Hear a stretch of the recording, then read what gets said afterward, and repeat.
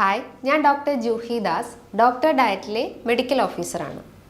ശരീരത്തിലുണ്ടാവുന്ന deficiencies, especially vitamin, അതേപോലെ തന്നെ micro nutrients ആയിട്ടുള്ള iron, magnesium, copper, zinc, selenium, ഇത്തരം ഡെഫിഷ്യൻസീസ് വരുമ്പോൾ നമ്മൾ പെട്ടെന്ന് തന്നെ ചിലപ്പോൾ ഒരു ഡോക്ടർ നിർദ്ദേശമില്ലാതെ തന്നെ നമ്മൾ ടാബ്ലറ്റ്സ് അല്ലെങ്കിൽ സപ്ലിമെൻറ്റ്സ് കഴിക്കുന്നത് കണ്ടിട്ടുണ്ട്.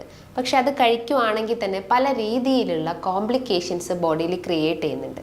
അപ്പോൾ ഇന്നത്തെ വീഡിയോയിലൂടെ ഇത്തരം സപ്ലിമെൻറ്റ്സ് അല്ലെങ്കിൽ സപ്ലിമെൻറ്റ്സ് അടങ്ങിയിട്ടുള്ള ഭക്ഷണങ്ങൾ എങ്ങനെ കഴിക്കണം അല്ലെങ്കിൽ എന്തിനോടൊപ്പം കഴിക്കണം എന്നൊന്ന് ഡിസ്കസ് ചെയ്യാം.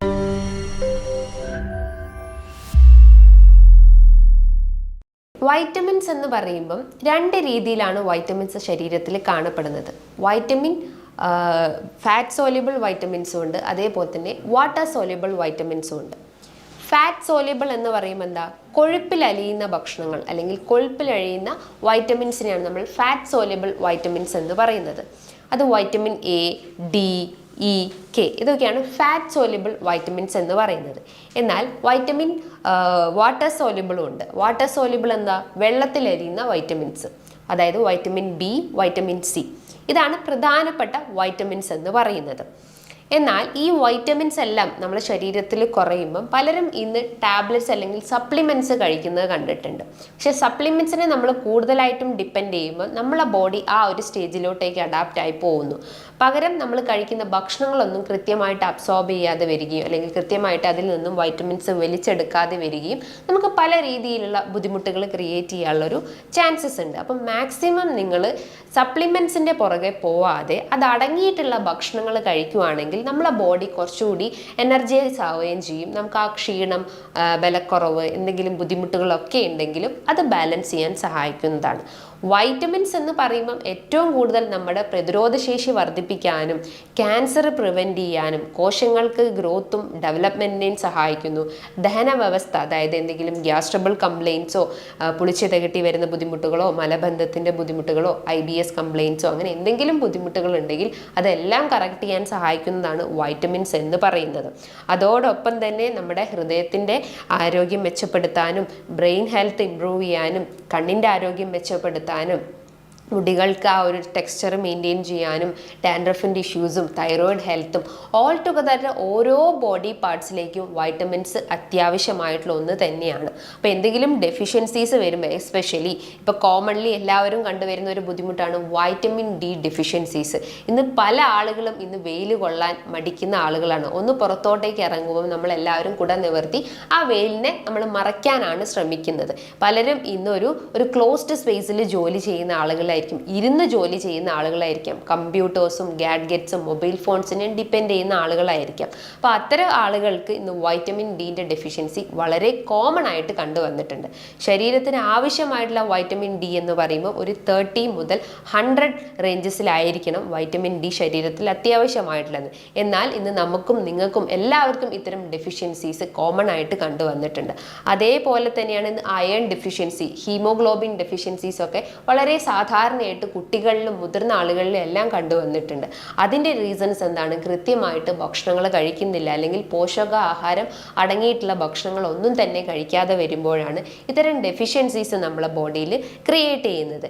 എന്നാൽ ചില കേസസിൽ നമ്മൾ സപ്ലിമെൻറ്റ്സ് എടുക്കേണ്ട സിറ്റുവേഷൻസും വരാറുണ്ട്. എസ്പെഷ്യലി ഈ പ്രഗ്നൻറ്റ് ലേഡീസിൻ്റെ കേസസിൽ അവർക്ക് എന്തെങ്കിലും ഡെഫിഷ്യൻസി വളരെ കോമൺ ആയിട്ടുണ്ട്. വൈറ്റമിൻ ഡിൻ്റെയും സിൻ്റെയും ഡെഫിഷ്യൻസീസ് ഒക്കെ ആ ഒരു ഡ്യൂറേഷൻസിൽ വളരെ കോമൺ ആയിട്ട് കണ്ടുവന്നിട്ടുണ്ട്. അപ്പം അത്തരം ടൈമിൽ നമ്മൾ ഫോളിക് ആസിഡ് പോലത്തെ അയൺ സപ്ലിമെൻറ്റ്സ് എല്ലാം കഴിക്കേണ്ടത് ആ ഒരു ടൈമിൽ അത്യാവശ്യമാണ്. അതായത് കുഞ്ഞിൻ്റെ ഹെൽത്തിന് വേണ്ടിയിട്ടും അതേപോലെ തന്നെ അമ്മയുടെ ആരോഗ്യത്തിന് വേണ്ടിയിട്ടും നമ്മൾ സപ്ലിമെൻറ്റ്സ് നിർബന്ധമായിട്ടും കഴിച്ചിരിക്കണം.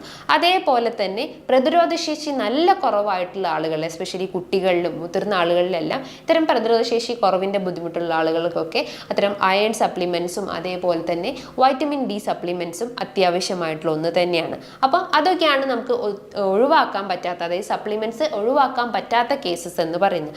അതേപോലെ എന്തെങ്കിലും അസുഖങ്ങളുള്ള കേസിൽ IBS കംപ്ലയിൻസ് ഉള്ള ആളുകൾ, coeliac disease, ulcerative colitis, inflammatory bowel disease ആയിട്ടുള്ള എന്തെങ്കിലും ബുദ്ധിമുട്ടുകൾ നിങ്ങളെ അഫക്റ്റ് ചെയ്യുന്നുണ്ടെങ്കിൽ നിങ്ങൾ കഴിക്കുന്ന ഭക്ഷണങ്ങൾ കൃത്യമായിട്ട് അബ്സോർബ് ചെയ്യാതെ വരികയും വൈറ്റമിൻസും ന്യൂട്രിയൻസും ഒന്നും നമ്മുടെ ശരീരത്തിൽ വലിച്ചെടുക്കാതെ വരുമ്പം അത്തരം കേസസിലും നമ്മൾ വൈറ്റമിൻ സപ്ലിമെൻറ്റ്സ് അല്ലെങ്കിൽ ഇത്തരം സപ്ലിമെൻറ്റ്സിൻ്റെ അത്യാവശ്യം നമ്മളെ ബോഡിക്ക് വേണ്ടതുണ്ട്. അതേപോലെ തന്നെ കുട്ടികളിൽ കൃത്യമായിട്ട് ഭക്ഷണം കഴിക്കുന്നില്ല, അതായത് വിശപ്പ് കുറഞ്ഞിട്ടുള്ള കുട്ടികളിൽ, അതേപോലെ തന്നെ കൃത്യമായിട്ട് ഫുഡ് കിട്ടാത്ത കുട്ടികളിലെ കേസസിലൊക്കെ ആണെങ്കിൽ അവർക്കും ഇത്തരം സപ്ലിമെൻറ്റ്സ് അത്യാവശ്യമായിട്ടുള്ളതാണ്. Especially iron supplements, calcium supplements എല്ലാം അത്യാവശ്യമാണ്. കാലങ്ങളായിട്ട് നിങ്ങൾക്ക് ജോയിൻറ്റ് കംപ്ലയിൻറ്റ്സ് അല്ലെങ്കിൽ ഒരു 50+ ആയിട്ടുള്ള ആളുകൾക്കെല്ലാം ഇത്തരം സപ്ലിമെൻറ്റ്സ് നിർബന്ധമായിട്ടും ഒരു ഡോക്ടർ നിർദ്ദേശപ്രകാരം കഴിക്കേണ്ടതാണ്. സെൽഫായിട്ടുള്ള ഒരു മെഡിക്കേഷൻസ് നമ്മളെ ബോഡിക്ക് ഹാനികരമാവാനുള്ള ഒരു ചാൻസസ് ഉണ്ട്. അതേപോലെ എന്തെങ്കിലും ലിവർ ഡിസീസ് അല്ലെങ്കിൽ വൃക്ക സംബന്ധമായിട്ടുള്ള ബുദ്ധിമുട്ടുള്ള ആളുകളൊക്കെ ആണെങ്കിലും അതും ഒരു ഡോക്ടർ നിർദ്ദേശപ്രകാരം മാത്രം നിങ്ങൾ ഇത്തരം സപ്ലിമെൻറ്റ്സ് എടുക്കാൻ ശ്രമിക്കുക. എന്നാൽ നമുക്ക് ബോഡിക്ക് ടോളറേറ്റ് ചെയ്യാൻ പറ്റാത്ത രീതിയിൽ ബുദ്ധിമുട്ടുകൾ വരുമ്പോഴാണ് ഇത്തരം സപ്ലിമെൻറ്റ്സ് എടുക്കേണ്ടത്. എന്നാൽ നമ്മളെ ഭക്ഷണത്തിലൂടെ തന്നെ മാക്സിമം ആ ഒരു വൈറ്റമിൻസ് അടങ്ങിയിട്ടുള്ള ഭക്ഷണങ്ങളും അതേപോലെ തന്നെ മൈക്രോ ന്യൂട്രിയൻസ് അടങ്ങിയിട്ടുള്ള ഭക്ഷണങ്ങളൊക്കെ നിങ്ങളെ ഭക്ഷണത്തിലൂടെ തന്നെ കൺസ്യൂം ചെയ്യുകയാണെങ്കിൽ അത് നമ്മളെ ബോഡിയിലൊരു ബോഡിക്ക് ഒരു ഗുഡ് ഫീലിംഗ് ക്രിയേറ്റ് ചെയ്യാനുള്ള ഒരു ചാൻസസ് ഉണ്ട്. ഇന്ന് പലർക്കും ഉള്ള സംശയമാണ് ഈ വൈറ്റമിൻ ഡി ഏതൊക്കെ ടൈമിൽ കഴിക്കണം അല്ലെങ്കിൽ മറ്റുള്ള വൈറ്റമിൻസ് ഒക്കെ ഏതൊക്കെ ടൈമിലാണ് കഴിക്കേണ്ടതെന്നുണ്ട്. ഞാൻ പറഞ്ഞു വൈറ്റമിൻസ് എന്ന് പറയുമ്പോൾ എന്താ 2 രീതിയിലുണ്ട്. ഫാറ്റ് സോല്യുബിളും ഉണ്ട്, വാട്ടർ സോല്യുബിൾ വൈറ്റമിൻസും ഉണ്ട്. അപ്പോൾ വാട്ടർ സോല്യുബിൾ വൈറ്റമിൻസ് എന്ന് പറയുമ്പോൾ എന്താ വെള്ളത്തിലരിയുന്ന വൈറ്റമിൻസ് ആണ് ഈ വൈറ്റമിൻ ബിയും വൈറ്റമിൻ സി അടങ്ങിയിട്ടുള്ളത്. അപ്പം വൈറ്റമിൻ ബി ആൻഡ് സി എന്ന വൈറ്റമിൻസ് നമ്മൾ ഭക്ഷണത്തിൻ്റെ മുൻപായിട്ട് കൺസ്യൂം ചെയ്യാൻ ശ്രമിക്കുക. അതായത് വൈറ്റമിൻ ബി സപ്ലിമെൻറ്റ്സും വൈറ്റമിൻ സി സപ്ലിമെൻറ്റ്സ് ഡോക്ടർ നിർദ്ദേശപ്രകാരം എടുക്കുകയാണെങ്കിൽ അത് ഭക്ഷണത്തിൻ്റെ മുൻപായിട്ട് വേണം കൺസ്യൂം ചെയ്യേണ്ടത്. എന്നാലേ ഉള്ളൂ അത് കൃത്യമായിട്ട് ബോഡിയിലേക്ക് ആഗിരണം ചെയ്യപ്പെടുകയുള്ളൂ. അതേപോലെ തന്നെ ഫാറ്റ് സോല്യുബിൾ വൈറ്റമിൻസ് ആയിട്ടുള്ള vitamin A, D, E, K, അതായത് ആ വാക്കുകൊണ്ട് തന്നെ നമുക്ക് ഉദ്ദേശിക്കാം ഫാറ്റ്, കൊഴുപ്പിൽ അഴിയുന്ന വൈറ്റമിൻസ്. അപ്പം ഒരു കൊഴുപ്പേറിയ ഭക്ഷണങ്ങൾ കഴിച്ചാൽ ഉടനെ തന്നെ നിങ്ങൾക്ക് ഇത്തരം വൈറ്റമിൻ ഫാറ്റ് സോല്യുബിൾ വൈറ്റമിൻസ് ഒക്കെ കഴിക്കാവുന്നതാണ്.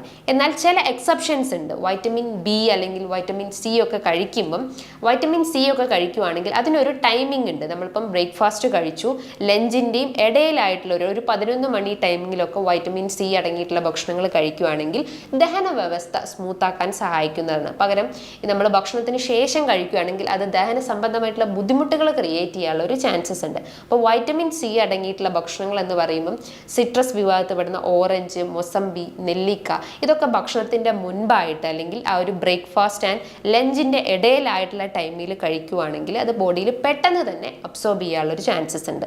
അതേപോലെ വൈറ്റമിൻ ബി അടങ്ങിയിട്ടുള്ള ഭക്ഷണങ്ങളായാലും ഭക്ഷണത്തിൻ്റെ മുൻപേ തന്നെ കൺസ്യൂം ചെയ്യുകയാണെങ്കിൽ അത് പെട്ടെന്ന് തന്നെ നമ്മുടെ ബോഡിയിൽ ഒരു അബ്സോർപ്ഷൻ അല്ലെങ്കിൽ ശരീരത്തിലെ നല്ല ന്യൂട്രിയൻസിനെ വലിച്ചെടുക്കാൻ സഹായിക്കുന്നതാണ്. അതേപോലെ തന്നെ ശരീരത്തിലുണ്ടാവുന്ന അയൺ ഡെഫിഷ്യൻസീസിൻ്റെ ഭാഗമായിട്ട് നമുക്ക് ക്ഷീണം, ബലക്കുറവ്, പേശികളിൽ നിന്ന് വേദന അനുഭവപ്പെടുക, മുടി കൊഴിച്ചിലുണ്ടാവുക, താരൻ്റെ ബുദ്ധിമുട്ടുണ്ടാവുന്നു, ദഹന സംബന്ധമായിട്ടുള്ള ബുദ്ധിമുട്ടുകൾ, വിരയുടെ ബുദ്ധിമുട്ടുകൾ, കുട്ടികൾക്ക് ക്ഷീണം, അലസത, കോൺസെൻട്രേഷൻ കുറവ്, മെമ്മറി പ്രശ്നങ്ങൾ, ഇത്തരം ബുദ്ധിമുട്ടുകളൊക്കെ ഉണ്ടെങ്കിൽ ഒന്നുകിൽ നിങ്ങൾക്ക് ജസ്റ്റ് കുട്ടികളുടെ ആ ഒരു കംപ്ലീറ്റ് ബ്ലഡ് കൗണ്ട് ചെക്ക് ചെയ്യാവുന്നതാണ്. അതിൽ ഹീമോഗ്ലോബിൻ ലെവൽ ജസ്റ്റ് ഒന്ന് ചെക്ക് ചെയ്യാവുന്നതാണ്. അതേപോലെ തന്നെ സെറം ഫെറിറ്റിൻ ലെവലും അയൺ ലെവലും ജസ്റ്റ് ഒന്ന് ചെക്ക് ചെയ്യേണ്ടതാണ്. ഇനിയിപ്പോൾ ഡോക്ടർ നിർദ്ദേശപ്രകാരം നിങ്ങൾ അയൺ സപ്ലിമെൻറ്റ്സ് എടുക്കുകയാണെങ്കിൽ വൈറ്റമിൻ സി അടങ്ങിയിട്ടുള്ള ഭക്ഷണങ്ങൾ ആദ്യം കഴിച്ചതിന് ശേഷം മാത്രമേ നിങ്ങൾ അയൺ സപ്ലിമെൻറ്റ്സ് എടുക്കാൻ പാടുള്ളൂ. എന്നാലേ ഉള്ളൂ ആ ഒരു അയൺ ടാബ്ലറ്റ്സ് അല്ലെങ്കിൽ ആ ഒരു അയൺ അടങ്ങിയിട്ടുള്ള ഭക്ഷണങ്ങൾ കൃത്യമായിട്ട് നമ്മൾ ശരീരത്തിലേക്ക് ആഗിരണം ചെയ്യപ്പെടുകയുള്ളൂ. അതേപോലെ തന്നെ ഇന്ന് ഒട്ടനവധി ആളുകൾ ഫേസ് ചെയ്യുന്നതാണ് കാൽഷ്യത്തിൻ്റെ കുറവ് അല്ലെങ്കിൽ കാൽഷ്യം ഡെഫിഷ്യൻസീസ്. അതിൻ്റെ ഒരു ലക്ഷണങ്ങൾ എന്ന് പറയുമ്പം പേശികൾക്ക് വേദന ഉണ്ടാവുക, ജോയിൻറ്റ് പെയിൻസ്, സന്ധികളിൽ നിന്നൊക്കെ വേദന അനുഭവപ്പെടുക, ഒന്ന് നടന്നു കഴിഞ്ഞാൽ പെട്ടെന്ന് ക്ഷീണം, കിതപ്പ്, മുടി കൊഴിച്ചിലിൻ്റെ പ്രശ്നങ്ങൾ, ഡാൻഡ്രഫിൻ്റെ ഇഷ്യൂസ് ഉണ്ടാവുന്നു, ദഹന പ്രശ്നങ്ങൾ ഉണ്ടാവുന്നു, വെയിറ്റ് കുറഞ്ഞു പോകുന്നു, എല്ലുകൾ പെട്ടെന്ന് പൊടിഞ്ഞു പോകുന്ന ഒരവസ്ഥ. ഇതൊക്കെയാണ് ശരീരത്തിലെ കാൽഷ്യം കുറഞ്ഞു കഴിഞ്ഞാൽ ഉണ്ടാവുന്നത്. അപ്പോൾ ഒരു ഡോക്ടറെ നിർദ്ദേശപ്രകാരം മാത്രമേ നിങ്ങൾ ഇത്തരം സപ്ലിമെൻറ്റ്സ് എടുക്കാൻ പാടുള്ളൂ. കാൽഷ്യം സപ്ലിമെൻറ്റ്സ് എടുക്കുകയാണെങ്കിൽ തന്നെ ഒരു ഭക്ഷണത്തിന് ശേഷം കഴിക്കുകയാണെങ്കിൽ മാത്രമേ ഉള്ളൂ അത് നമ്മളെ ബോഡിയിലേക്ക് കൃത്യമായിട്ട് അബ്സോർബ് ചെയ്യപ്പെടുകയുള്ളൂ. ഇനി ഇത്തരം ഡെഫിഷ്യൻസീസ് ഒക്കെ കാണുകയാണെങ്കിൽ നിങ്ങളെ ഭക്ഷണ രീതികളും കുറേയൊക്കെ ശ്രദ്ധിക്കാനുണ്ട്. പുറത്തുനിന്നുള്ള ജങ്ക് ഫുഡ്, ഫാസ്റ്റ് ഫുഡ്, അത്തരം പ്രോസസ്സ് ചെയ്തിട്ടുള്ള ഭക്ഷണങ്ങൾ ഉപയോഗങ്ങളെല്ലാം മാക്സിമം റെഡ്യൂസ് ചെയ്തിട്ട് ധാരാളം വെള്ളം കുടിക്കാൻ ശ്രമിക്കുക, കൃത്യമായ ടൈമിങ്ങിൽ ഫുഡ് കഴിക്കാൻ ശ്രമിക്കുക. അതും ഹെൽത്തി ഫാറ്റ്സ്, ഹെൽത്തി പ്രോട്ടീൻസ്, ഫൈബേഴ്സും മാക്സിമം നിങ്ങളുടെ ഭക്ഷണത്തിൽ ഉൾപ്പെടുത്താൻ ശ്രമിക്കുക. ഈ നട്ട്സ് ഐറ്റംസ് ആയിട്ടുള്ള കാഷ്യൂ, ബദാം, ബ്രസീൽ നട്ട്സ്, വാൽനട്ട്സ് ഇതിലെല്ലാം ഹെൽത്തി ഫാറ്റ്സും പ്രോട്ടീൻസും വൈറ്റമിൻസും അടങ്ങിയിട്ടുണ്ട്. അതേപോലെ തന്നെ ഫ്രൂട്ട്സിലും വെജിറ്റബിൾസിലും എസ്പെഷ്യലി ഈ പിഗ്മെൻറ്റഡ് ഫ്രൂട്ട്സിലും പിഗ്മെൻറ്റഡ് വെജിറ്റബിൾസിലും എല്ലാം ഇത്തരം വൈറ്റമിൻസും മൈക്രോ ന്യൂട്രിയൻസ് ആയിട്ടുള്ള അയൺ, മെഗ്നീഷ്യം, സെലീനിയം എല്ലാം അടങ്ങിയിട്ടുണ്ട്. അതേപോലെ തന്നെ നിങ്ങൾക്ക് omega-3 ഫാറ്റി ആസിഡ്സ് അടങ്ങിയിട്ടുള്ള ഹെൽത്തി ഫാറ്റ്സ് കൺസ്യൂം ചെയ്യാനും ശ്രമിക്കുക. അതായത് അയല, മത്തി, നെത്തോലി പോലത്തെ ചെറിയ മത്സ്യങ്ങളും കൺസ്യൂം ചെയ്യാൻ ശ്രമിക്കുക. അതോടൊപ്പം തന്നെ കൃത്യമായിട്ട് വർക്കൗട്ടും വെയിൽ കൊള്ളാനും ശ്രമിക്കുക. ഈ കാര്യങ്ങളൊക്കെ നിങ്ങൾ ഡെയിലി ഫോളോ ചെയ്ത് കഴിഞ്ഞാൽ ഡെഫിഷ്യൻസീസ് പ്രശ്നങ്ങളൊക്കെ ഉണ്ടെങ്കിൽ അത് നമുക്ക് നേരത്തെ തന്നെ കണ്ടുപിടിച്ചിട്ട് അതിന് കൃത്യമായിട്ടുള്ള ട്രീറ്റ്മെൻറ്റ്സും നമുക്ക് ഫോളോ ചെയ്യാൻ പറ്റുന്നതാണ്. ഇനി ഇതുമായി ബന്ധപ്പെട്ട് എന്തെങ്കിലും സംശയങ്ങളുണ്ടെങ്കിൽ താഴെ കാണുന്ന നമ്പറിൽ കോൺടാക്റ്റ് ചെയ്യാവുന്നതാണ്. നല്ലൊരു ഹെൽത്ത് ടോപ്പിക്കുമായി വീണ്ടും കാണാം. താങ്ക്